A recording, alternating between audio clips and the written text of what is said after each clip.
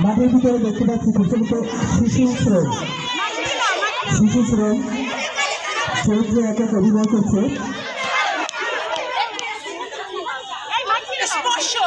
আরেকটা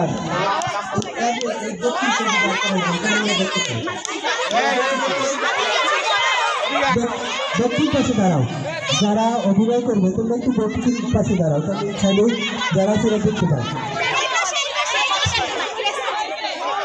আমি কিছু কথা বলতে চাই। আমি একটি ঝরে যাওয়া ফুল, যে ফোটার আগেই ঝরে পড়েছি। আমি বর্তমান সরকারের কাছে বিচার চাই।